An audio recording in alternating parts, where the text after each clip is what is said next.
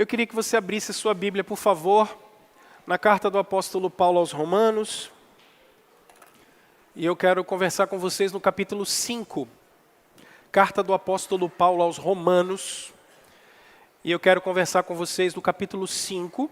Eu vou ler tão somente os 5 primeiros versículos, eu vou ler com vocês. Carta do apóstolo Paulo aos Romanos, capítulo 5. Eu vou ler só os 5 primeiros versículos com vocês. Eu quero trabalhar uma doutrina com vocês hoje e vou fazer desdobramentos dessa doutrina. No nosso tempo, a palavra doutrina, ou até mesmo a palavra dogma, não é uma palavra bem vista.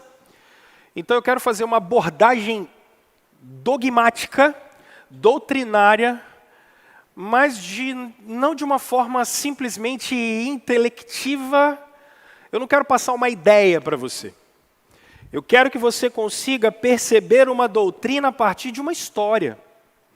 A partir de uma história que Deus está construindo, e que você faz parte dela, e que eu faço parte dela, e como uma doutrina central, pode ter desdobramentos maravilhosos na vida da gente. E é isso que a gente quer conversar com vocês a partir de agora. Romanos, capítulo 5, a partir do versículo 1.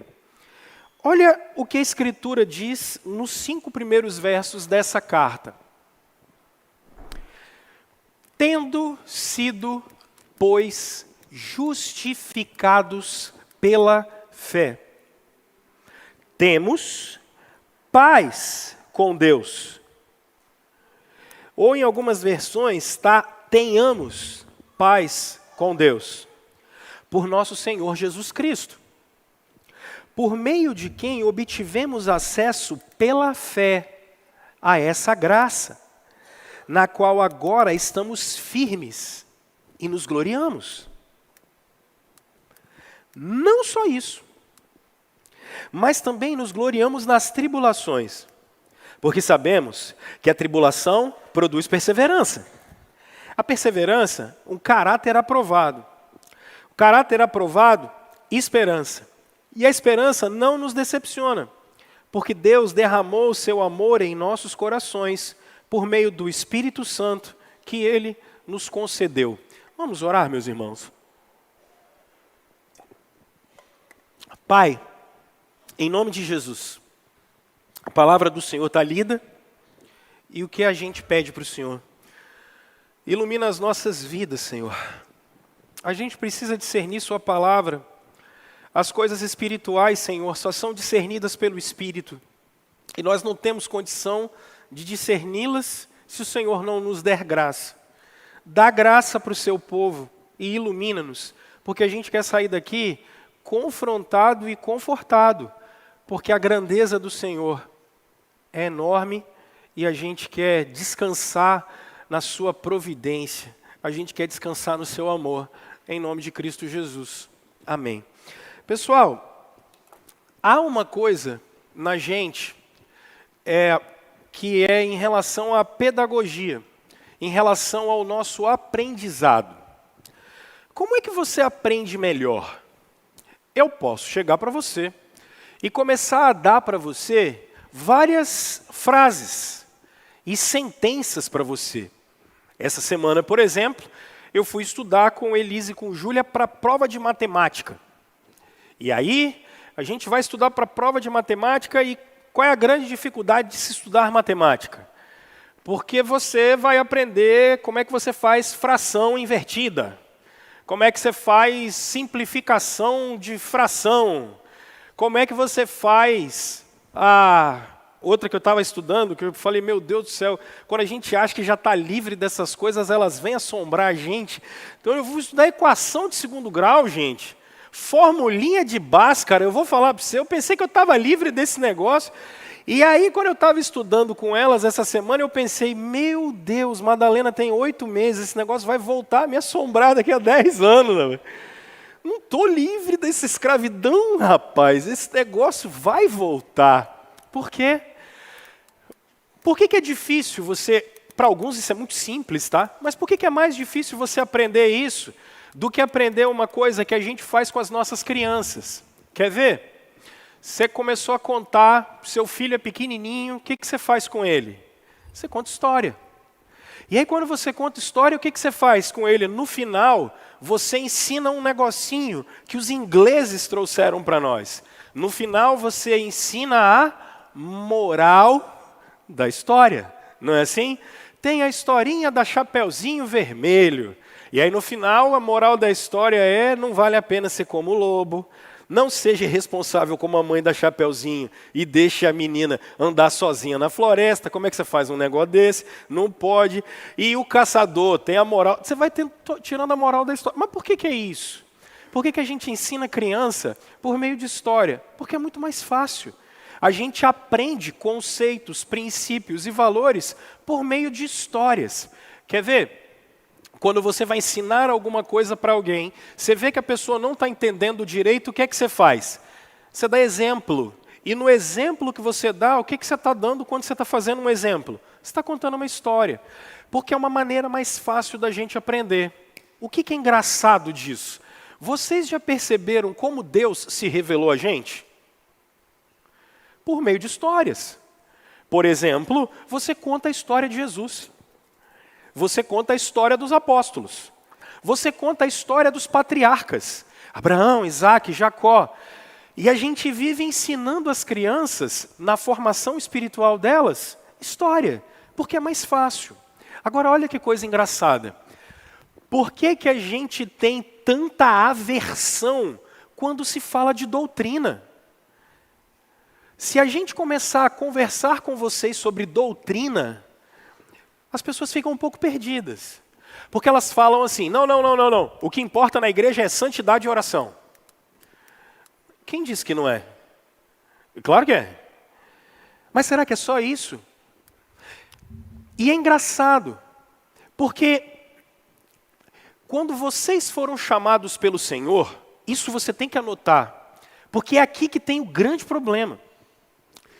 Nenhum de vocês foi chamado para conhecer Deus, como se Deus fosse verificável, como se Deus fosse uma ciência para se estudar.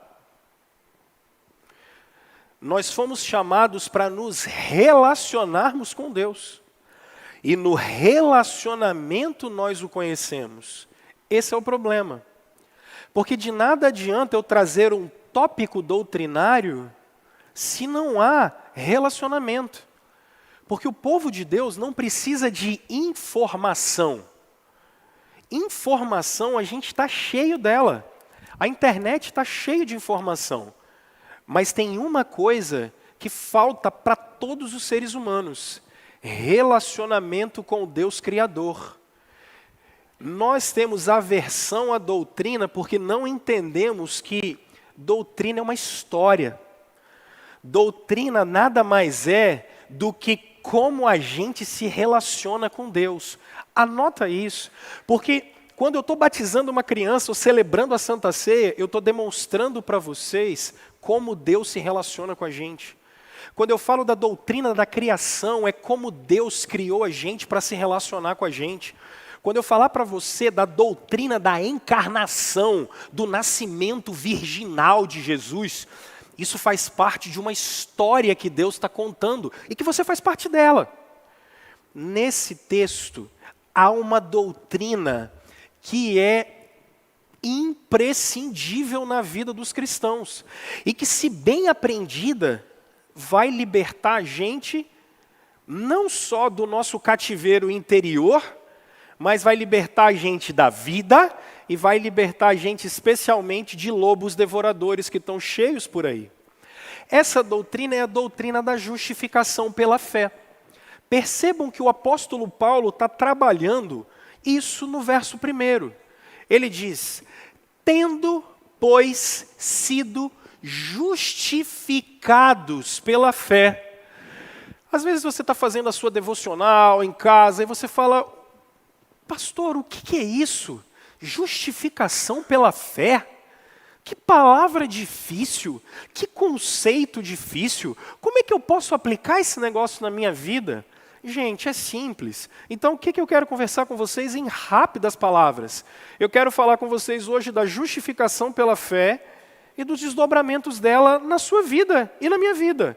Quero conversar com vocês sobre o que é justificação pela fé e alguns desdobramentos disso na vida da gente. E no final, o desafio que eu quero jogar para vocês é o desafio da liberdade, para você ir para casa livre, leve e solto, para se relacionar com o Senhor, para amar o Senhor. Esse é o meu desafio aqui. Bom, o apóstolo Paulo está escrevendo essa carta. Olhem comigo o capítulo 1, por favor. E eu já falei várias vezes que eu tenho que pregar essa carta aqui. Eu tenho que pregar. Qual é o objetivo do apóstolo Paulo?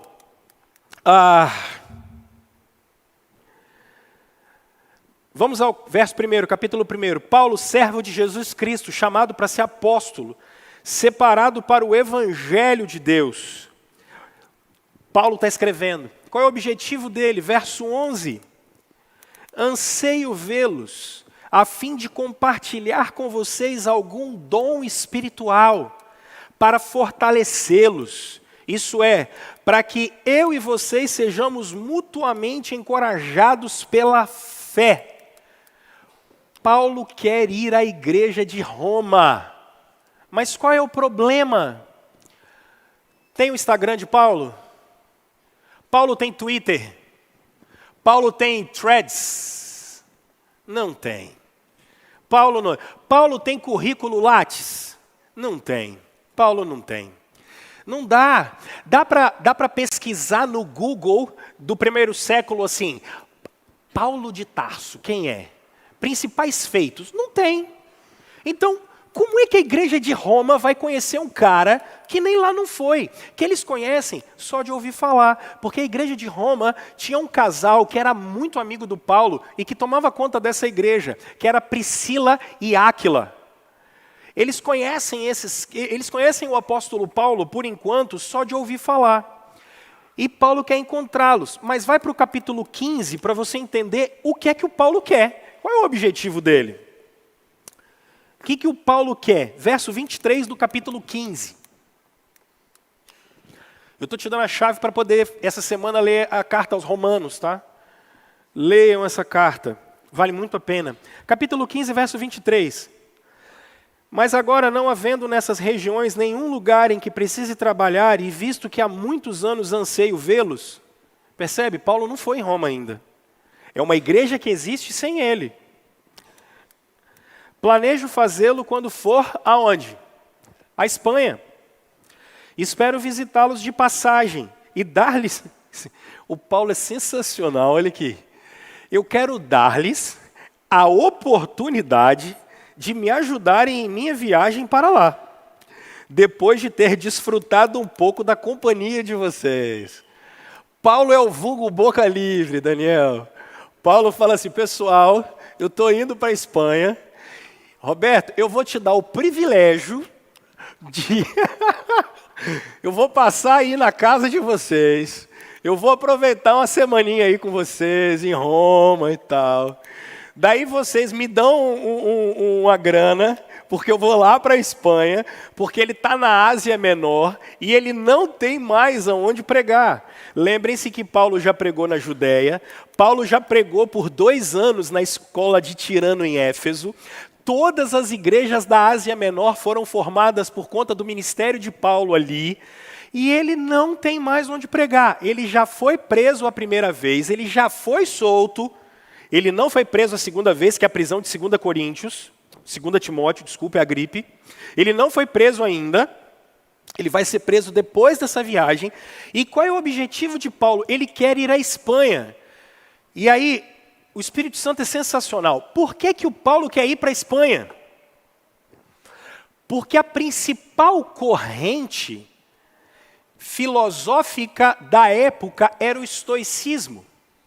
E os estoicos eram quem influenciavam os governantes, especialmente Nero, que era o imperador nessa época.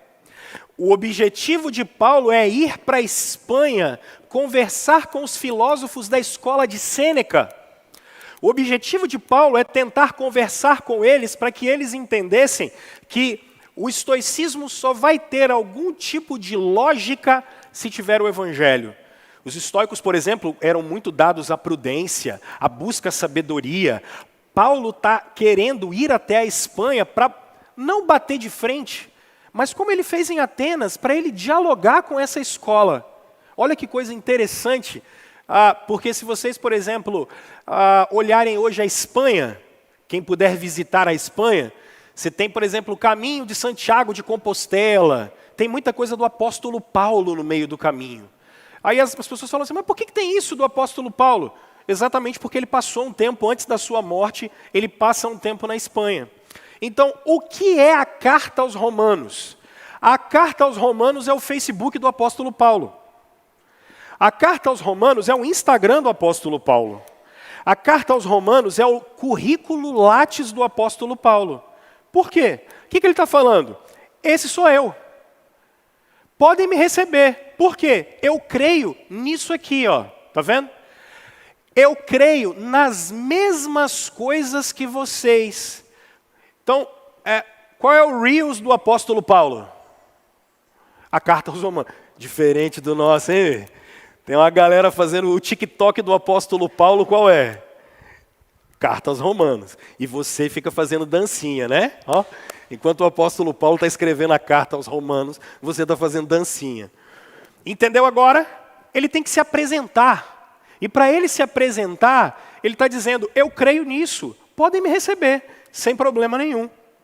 Então, a carta aos Romanos é uma carta extremamente teológica por isso. Capítulo 1, Paulo vai dizer, pessoal, então, os homens pecaram. A queda afetou os seres humanos. E ele vai trabalhar do verso 18 até o 30 do capítulo 1, dizendo assim, os homens não só pecaram, os homens são idólatras.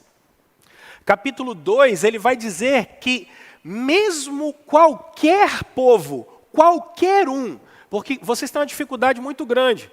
Quando a gente fala bem assim, só tem salvação através de Jesus. Qual é a dúvida que vocês têm? Mas e o índiozinho que nunca ouviu falar de Jesus, não é assim? Deus é injusto se ele condenar o índiozinho? Esse é o problema de vocês. Vocês não entenderam a história. Porque a história não é sobre pessoas boas que vêm ser salvas por Deus. A história é sobre desgraçados, e aqui no termo da palavra, os sem graça. E toda a raça humana caiu. E essa é a dificuldade de vocês. Desde quando o índio é bom? Quando os portugueses chegavam aqui, os índios bebiam tudo que os portugueses davam para ele, mais ainda. Índio mata gente, índio tem poligamia, índio faz guerra. Eu não sei de onde inventaram que índio é bom, rapaz. Não sei de onde inventaram isso. Quando os portugueses chegaram aqui, cara, os guaranis estavam numa guerra com os tupinambás, eles quase tinham acabado uns com os outros já. Não sei de onde vocês inventaram isso. E alguns falam assim, não, mas pastor, o pessoal é muito bom, o pessoal da Noruega é gente bem desenvolvida. E se mata. E trai, e engana, e rouba do mesmo jeito. Pastor, mas os japoneses são bons, são e se matam do mesmo jeito, matam os outros, têm maldade no coração, porque o que o Paulo está tentando dizer, que quando Deus criou os homens, todos os homens caíram. Essa é a história da humanidade. A história da humanidade da qual você faz parte é a história de que entre nós, Romanos capítulo 3, verso 13, e com ênfase no 23, é de que não há um justo sequer.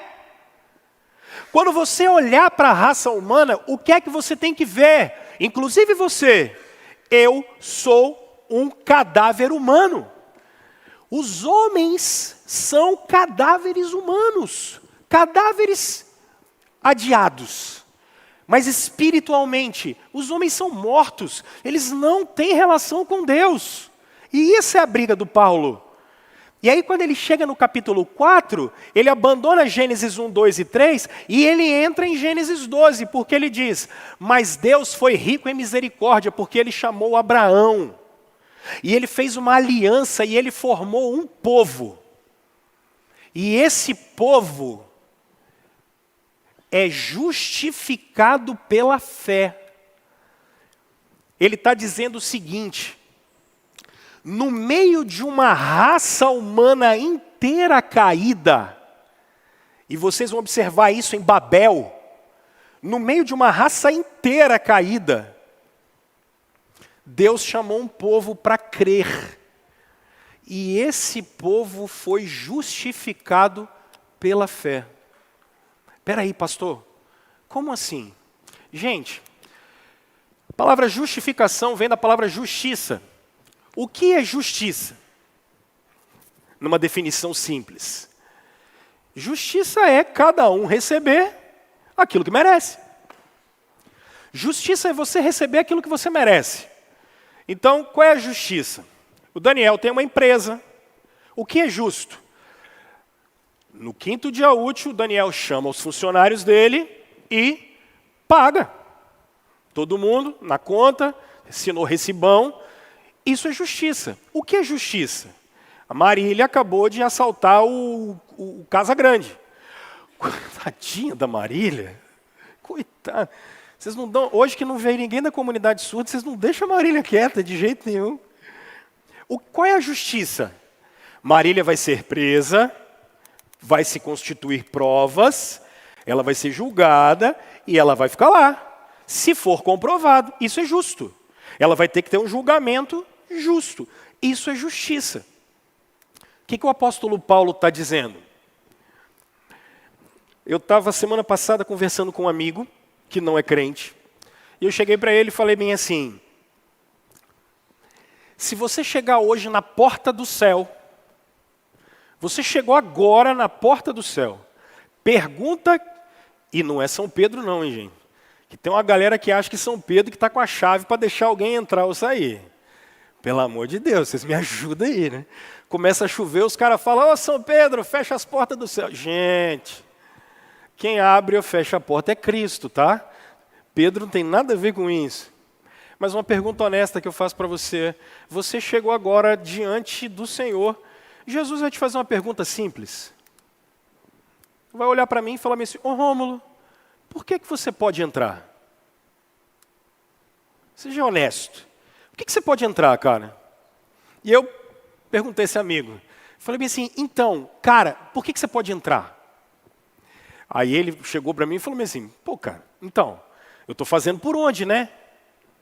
Aí eu falei: tá, mas me conta um pouco mais. Como é que você está fazendo por onde?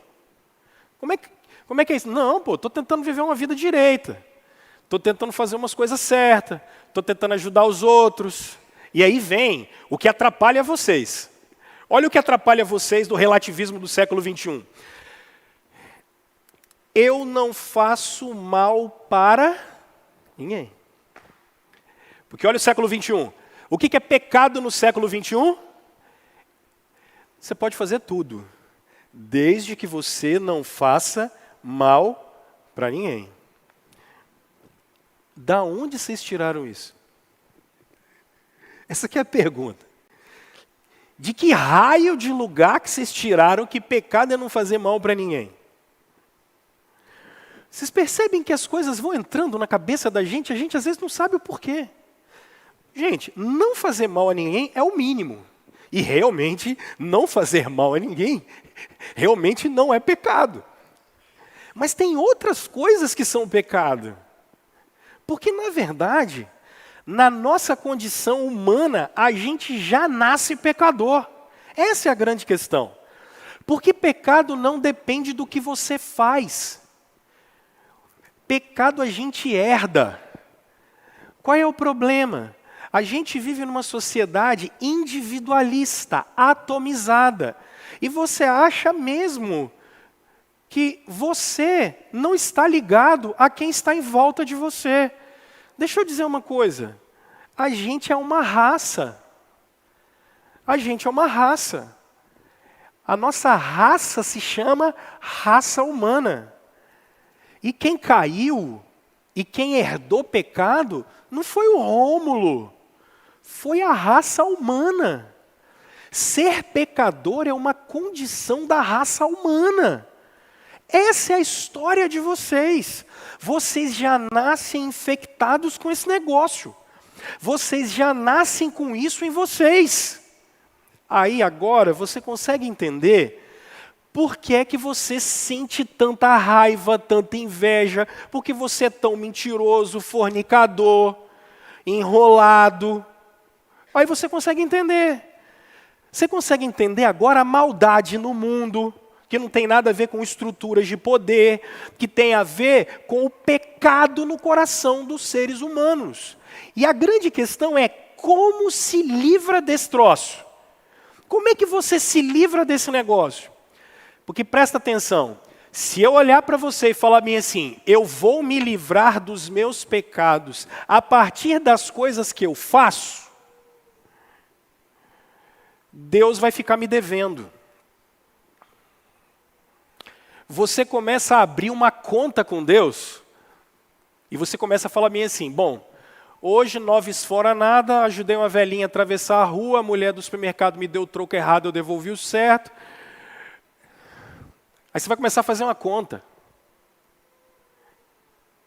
Isso é uma ótica pagã. Porque por mais que você faça performances quaisquer, pessoal, ninguém é salvo pela moral. Ninguém é salvo por isso. E é isso que confunde a gente. Se a gente for receber a justiça de Deus, o que é que você vai receber? Ira. Ira. Se nós recebermos a justiça de Deus, você só vai receber a ira. Agora, quando é que Deus aplicou sua justiça? Na cruz. Por que é que Deus aplicou sua justiça na cruz? Porque na cruz, uma morte está acontecendo para que você não precise morrer. Na cruz, uma condenação está acontecendo para pagar a dívida que você tem. Na cruz, está acontecendo uma morte que tem um efeito na minha vida e na sua vida. Mas como assim, pastor? Preste atenção, voltemos para Marília no assalto. Tadinha. Tá com fome, Marília? Para roubar o Casagrande? Roubou o quê, filha? Não constitua prova contra você mesma. O que a gente vai ter que fazer? Nós vamos ter que levantar a prova. Só que no final, o que é que se fala para Marília? Levantou o crime, cara, tem o corpo de delito. O que você vai fazer? Culpada. A gente vai ter que executar a pena. No tribunal de Deus não existe inocente. Nenhum de nós é inocente. É por isso que mesmo depois de crer em Jesus, você continua pecando. Porque não existe inocência na gente. O que existe na gente é a justiça de Cristo aplicada a nós. Cristo vai para a cruz no nosso lugar. Cristo vai pagar a nossa conta. Cristo vai ser preso no lugar da Marília. Porque na hora do julgamento, a Marília vai ser julgada. E aí Cristo, na hora que o juiz disser assim, culpada, pode recolher. Quando vier recolher, o que Cristo faz? Não, pode soltar ela. Eu vou preso no lugar dela. É por isso que tem cruz. Essa é a história da humanidade. Essa é a história que você faz parte. Porque na cruz, a justiça de Deus está sendo aplicada. Os seres humanos estão recebendo o que merecem. E o que nós merecemos? Morte. Só que você não consegue passar pelo julgamento de Deus. Então Ele mesmo vem e entrega a vida dele no nosso lugar. Agora vem uma pergunta. Quanto é que você desembolsou para isso? Quanto? Quanto que você pagou para isso? Porque eu nasci em 84. Isso foi feito em 29 depois de Cristo, porque tem um erro no calendário. Isso foi feito em 29 depois de Cristo. Eu nasci em 84 e esse negócio está sobre mim. Quanto eu gastei para isso? Quanto? Agora vocês estão entendendo por que se chama graça? Porque ninguém paga nada. Porque você recebe vida sem ter feito nada. Só uma coisa é cobrada de você. O quê? Fé. Que você creia. Que você creia em quê? Que Deus se fez carne e habitou no meio de nós. E veio reconciliar a gente com Deus. Agora presta atenção. Pastor, e o que é justificação então? É o ato em que Deus, quando olha para Jesus e olha para você, Ele diz, está pago, está perdoado, está liberado. Justificação é você passar pelo tribunal de Deus. E quando você passa pelo tribunal de Deus, Ele diz uma coisa para você. Está pago, filho. Alguém já veio aqui e quitou a sua dívida. Ok? Isso é justificação. Isso aconteceu na história. E isso é aplicado na sua vida quando você simplesmente se identifica com Jesus. E fé em Jesus é isso. Eu me identifico, eu sei que aquele sacrifício foi por mim. Mas aí, o que é que você diz? Mas não é justo. O que não é justo? Você queria morrer? Isso realmente seria difícil. Realmente é um justo se entregando por pecadores. Agora, pessoal, o que isso significa para a gente? Posso aplicar a doutrina?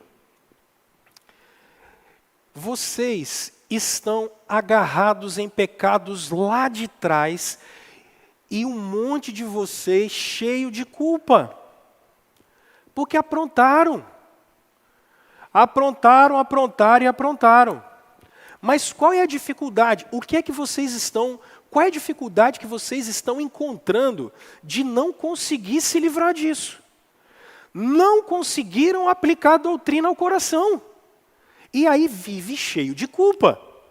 Mas pastor, você não sabe o que eu fiz. Eu digo para você, você não sabe o que eu fiz. Se você soubesse o que eu fiz, você ia olhar e falar assim, rapaz, qualquer um podia estar nesse lugar aí, você não, velho. Você não podia estar aí, não. Não tem pecado que não possa ser perdoado. Justificação é você se apropriar do perdão que já te foi dado. Segundo, justificação, entender que Jesus fez a obra de uma vez por todas. É você poder agora ter paz. Paz. A gente fica preocupado com o que aconteceu, com o que vai acontecer. A gente fica com esse negócio na cabeça da gente. Justificação é para você ter paz. Sabe por quê? Porque quem poderia lançar você no inferno resolveu te amar. Por isso é justificados pela fé. Nós tenhamos paz com quem poderia condenar a gente. Filho, você está perdoado. Terceira aplicação, justificação pela fé garante a gente o direito de sermos chamados família de Deus. Qual é o problema? O problema é que vocês cresceram numa cultura brasileira que diz assim, todo mundo é filho de Deus mesmo. Espera aí. Não. Para a Bíblia nem todo mundo é filho de Deus. Porque para a Escritura Deus só tem um filho, Jesus. Os demais, que somos nós, fomos adotados, porque a nossa morte passou para Ele e a filiação dele passou para a gente. É por isso que a gente pode chamar Deus de Pai, porque Cristo deixou a gente chamar Deus de Pai. No último dia, irmãos, aí a gente vai ver quem é filho e quem não é. Porque a gente foi adotado. Justificação significa que a gente tem um relacionamento de filho com Deus. Filho. Nós somos filhos de Deus. Por isso a gente não foi chamado para conhecer, a gente foi chamado para se relacionar. Justificação é isso. Isso é perdão de pecado, que vem pela fé em Cristo, em que tudo é feito por meio de Cristo. Vocês não podem se esquecer disso, porque agora eu quero falar do efeito negativo. Pessoal, eu falei aqui agora dos dízimos e ofertas. Eu estava conversando com uma pessoa semana passada que me procurou atrás de aconselhamento, e ele foi numa dessas igrejas da cidade. E ele chegou para mim e falou bem assim, dessas igrejas aqui da cidade tem milhares de pessoas. E ele falou assim, pastor, eu queria conversar com o pastor daquela igreja. Porque eu jamais vi uma manipulação religiosa desse jeito. Os caras param lá e pedem dinheiro. E pedem, e a turma vai dar. Eu queria perguntar para esse pastor se ele faz isso. Estou comprando uma briga que vocês não têm ideia. Eu queria perguntar para esse pastor se ele faz isso porque ele crê ou se ele faz isso porque ele é um cara de pau. Eu olhei para a cara dele e falei assim, você tem dúvida? Falso profeta sabe que é falso profeta, cara. É cara de pau, é sem vergonha. E pede dinheiro na cara dura. Falso profeta. A justificação garante que você não vai dar nada para ter bênção nenhuma, gente. As igrejas viraram comércio. Virou ponto de comércio. Isso é loucura. É loucura o que se faz. Antigamente, era só fogueira santa de Israel e sal grosso. Gente, hoje em dia, já passamos por toalha do apóstolo fulano de tal. O cara traz água do Rio Jordão e te vende na igreja, meu Deus do céu. O cara vende um pedaço do muro de Jerusalém. Sabe? Essas loucuras. E o povo vai atrás dessas coisas. A turma, e eu entendo os dilemas humanos, porque eu também passo, eu estou há quase 10 dias gripado, eu estou aqui, mas parece que me tiraram da tomada. Quando eu terminar de pregar, eu preciso de uma cama. Só.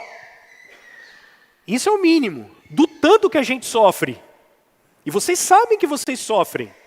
É tudo caro, é tudo difícil, é trânsito, não tem os trem, é difícil, a gente fica doente, a gente perde gente, a gente morre, tudo isso vocês sabem que acontece.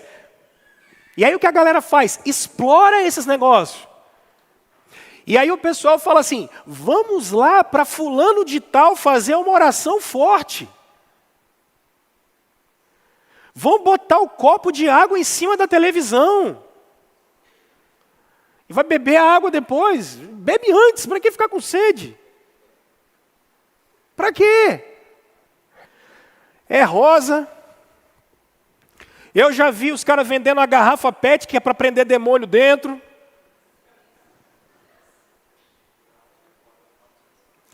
Absurdos, absurdos, absurdos. Já vi gente aprisionada. Sabe como? Fazendo quebra de maldição. Fazendo quebra de maldição. Não, para eu ficar livre, olha aqui. Para eu ficar livre, eu tenho que ir lá fazer a minha quebra de maldição. Por que não? Porque os meus antepassados fizeram um pacto. Aí começa a orar e falar nome de demônio. A Bíblia não disse um nome de demônio nenhum, mas vocês já criaram um monte. Está repreendido Exu Caveira, está repreendido Pombagira, está repreendido não sei quem. É tanto demônio que eu acho que até Satanás deve falar assim, eu vou anotar porque é para nomear aquele ali, porque ele estava meio sem nome. Como, seu maluco, você vai quebrar a maldição? A maldição foi quebrada na cruz. Você não tem poder para quebrar nada. Maldição foi quebrada quando você creu. Acabou. Deixa eu falar de novo. Acabou. Não tem mais nada em cima de você. O que estão fazendo é manipulação em cima das pessoas. Você foi chamado para ser livre. Pastor, mas tem pecados que me acompanham a vida inteira. É porque você não se arrependeu. Não botou na luz de Jesus e falou, eu estou recebendo a cura que veio da cruz. Acabou. Sabe o que eu estou dizendo aqui? Que é para você ir embora em paz. Você não precisa que eu declare perdão sobre você. Porque há 2000 anos já teve um nazareno divino que falou, está perdoado. Acabou. Não tem água de rio nenhum, não tem peregrinação em caminho nenhum, não vai subir convento de joelho, não resolve nada. Porque a justificação, eu tenho que pregar de noite, eu tenho que ficar calmo. Eu estou guardando energia. Um Red Bull lá pelas 4h30, é para ver se eu volto às 6, que eu tenho que repetir tudo que eu estou falando aqui agora de noite. A justificação garante você ter a oportunidade de viver uma vida santa, meu filho. Porque as pessoas falam meio assim, beleza, eu criei em Jesus, agora eu posso pecar porque está garantido, é o contrário. Você creu, agora você pode obedecer. Você creu, agora você pode ativamente responder ao amor de Deus. É por isso que o que se espera de um crente é que ele ame Jesus, porque ele viu que Cristo fez uma obra que ele jamais ia poder fazer. Ele entendeu que se ele fosse falar bem assim, eu vou me encontrar com Deus e eu vou resolver meus problemas com Ele. Vai, bobo. Eu não posso nem te falar, Deus te abençoe, que você vai se lascar. Você precisa de alguém para te levar. E justificação é isso, pessoal. Ela abre porta para uma vida santa. Ela abre porta e abre um horizonte para você não conhecer a Deus intelectivamente, simplesmente, mas para você poder viver uma vida de relacionamento, porque Deus fez uma obra de uma vez por todas, e Ele aplicou a justiça dele em você. Olha que coisa, isso é lindo. A justiça de Deus foi aplicada em Cristo. Pessoal, então por favor, para de criar doutrina maluca. É quebra de maldição, é demônio territorial, é uns trem que... Para! Olha para Jesus e simplifica esse negócio. Olha para Cristo, vê o sacrifício dele e que esse negócio seja aplicado em você. O que eu estou dizendo? Olha para a cruz e diz assim, Senhor, eu quero receber o que veio daí. Ali você estava morrendo, mas no terceiro dia, você estava levantando com ele da tumba. Porque a justificação garante, inclusive, que você vai ressuscitar dos mortos, meu filho. A justificação garante que Deus vai perseverar em você até o último dia. A gente não vai nem se perder, porque Deus vai trabalhar na vida da gente. É por isso que você tem esse senso dentro de você que creu em Cristo. Assim, eita, está errado. Eita, está certo. Eita, esse caminho aqui agrada o Senhor. Nossa, isso aqui não. E tem vezes que você dá umas derrapadas, o Espírito Santo vem lá e dá aquela chacoalhada, e você, opa, entendi. A justificação trabalha isso, a certeza da vida eterna. Pessoal, qual é o centro da história da vida da gente? Cristo. Cristo. Não se esqueça disso. Se a gente diminuir o papel de Jesus, não sobra nada. Porque a gente não tem nada para entregar para o Senhor. Eu vou chamar os meninos para vir aqui à frente. E o que eu quero que você saia daqui hoje?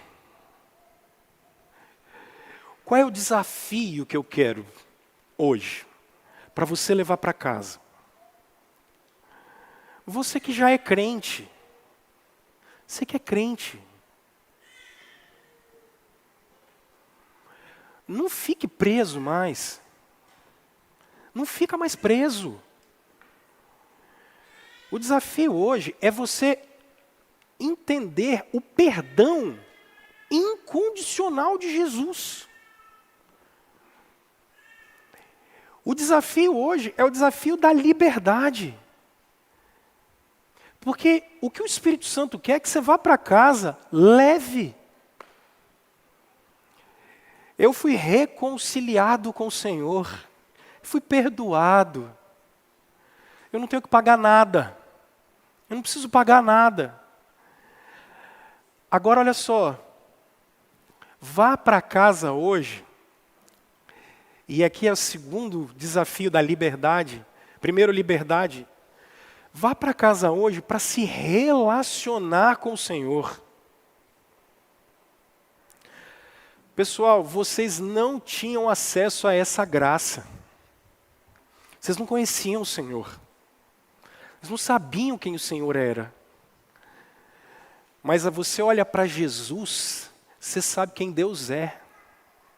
Você olha para Jesus, você vê o reflexo do Senhor. Você vê Deus encarnado. Vá para Jesus para se relacionar com o Senhor. Aproveite essa semana para você se relacionar com Cristo. A sua oração tem que ser: Senhor, eu quero me identificar com Jesus. Senhor, eu quero ser como Jesus. Senhor, eu quero me apropriar das bênçãos espirituais que Jesus tem e que Ele deu para a gente na justificação. Eu quero me apropriar disso. Eu quero andar de maneira livre. E para eu terminar, sabe de que liberdade eu estou falando?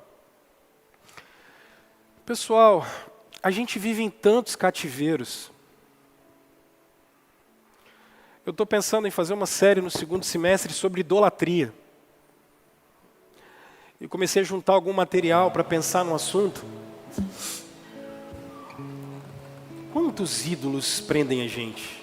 Nossa, mas são muitos. Cristo veio nos libertar do cativeiro de todos os deuses falsos. Dinheiro, como eu falei aqui, imagem, beleza, sexualidade, poder, tudo é para você ir para casa livre, liberto. Vá para casa liberto. E só Cristo tem esse poder.